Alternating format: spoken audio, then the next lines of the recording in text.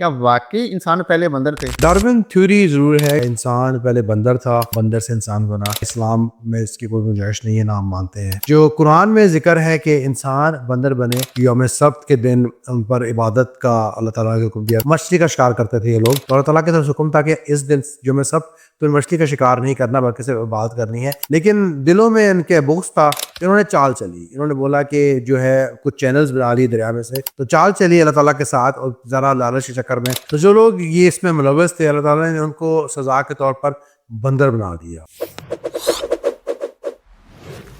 اللہ تعالیٰ قرآن کریم میں فرماتے ہیں کہ انسان کو اللہ تعالیٰ نے بندر بنا دیا، لیکن آج کل کے جو ڈاکٹرز ہیں وہ کہتے ہیں کہ انسان پہلے بندر تھا اب انسان بن گیا ہے۔ کیا واقعی انسان پہلے بندر تھے؟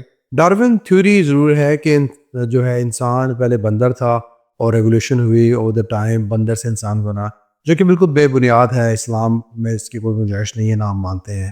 ڈارون تھیوری ہے اور وہ بیسیکلی وہیں تک لیں گے، اور اس کو ڈاکٹر زیادہ کو نہیں کہتے، لیکن بیسیکلی بے بنیاد سی تھیوری ہے۔ جو قرآن میں ذکر ہے کہ انسان بندر بنے، وہ حضرت موسیٰ علیہ السلام کی قوم کا ذکر ہے کہ یوم سبت کے دن ان پر عبادت کا اللہ تعالیٰ نے حکم دیا تھا کہ اس دن تم نے صرف عبادت کرنی ہے اور شکار نہیں کرنا۔ مچھلی کا شکار کرتے تھے یہ لوگ، دریا میں بہت سے مچھلی آتی تھی اور روز پکڑتے تھے، کھاتے تھے، تو اللہ تعالیٰ کی طرف سے حکم تھا کہ اس دن یوم سبت تم مچھلی کا شکار نہیں کرنا بلکہ صرف عبادت کرنی ہے، بلکہ ایک دن پہلے اس سے جو ہے زیادہ 2 دن کی اکٹھی کر لو اور اس دن تم نے شکار نہیں کرنا۔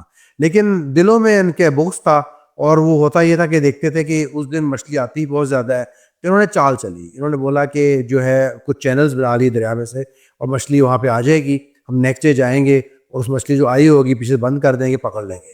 تو چال چلی اللہ تعالیٰ کے ساتھ اور ذرا لالچ کے چکر میں مچھلی زیادہ پکڑنا شروع کر دی، تو اللہ تعالیٰ نے سزا کے طور پر ان کو یہ سزا دی تھی۔ تو جو لوگ یہ اس میں ملوث تھے اللہ تعالیٰ نے ان کو سزا کے طور پر بندر بنا دیا۔ اور حدیث میں آتا ہے کہ یہ لوگ ایک دوسرے کو پہچانتے تھے اور دیکھ کے روتے تھے کہ ہمارے ساتھ یہ کیا ہو چکا ہے۔ اور صحابہ نے پوچھا تھا کہ یہ کیا آج کے دور کے بندر بھی وہی بندر ہیں جو حضرت موسیٰ علیہ السلام کی قوم میں کچھ لوگ بندر بنے تھے؟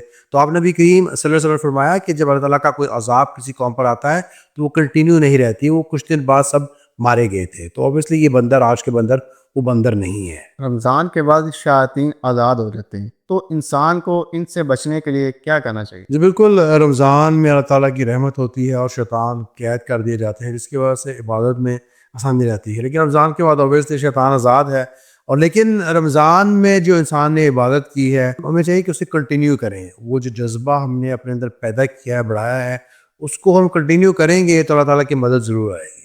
جس طرح ہم لوگ مسجدوں میں جاتے رہے ہیں، قرآن پڑھتے رہے ہیں، وہ کنٹینیو کرنے کی ضرورت ہے۔ لیکن اگر رمضان کے بعد فوراً وہی شیطانی کام، شیطانی پارٹی آن کر دی ہے تو اس کا فائدہ ہمیں نہیں ہوگا، اب کیونکہ بہت سارا محنت کی ہوئی ہے، لوگوں نے بہت محنت کی ہوئی ہے، تو اس کو محنت بچانا بھی بہت ضروری ہے۔ جیسے کہ بڑا مشہور فریز ہے کہ don't be like the woman who cuts her craft after hard work, یعنی کہ اس نے بہت پہلے محنت کی ہے اپنا کرافٹ بنانے کی، اور پھر اس کو کاٹ دیا کینچی سے۔ یعنی کہ آپ بہت محنت کرتے ہیں کچھ بنانے میں اور پھر اس کو ضائع کر دیتے ہیں، تو ظاہری بات ہے ایسے انسان کو مجنون ہی کہا جائے گا کہ سینس لیس آدمی ہے۔ تو ایسے ہی ہم لوگوں نے بہت محنت کی ہے، آپ لوگوں نے بہت محنت کی ہے رمضان میں عبادات کی، اور ان کو سنبھالنا بھی ضروری ہے، ان کو ضائع نہیں کیا جا سکتا کیجول ہو کر کے اب آپ رمضان ختم ہو گیا ہے تو پرانی روٹین میں واپس آ جائیں، جو دل کرتا ہے کریں۔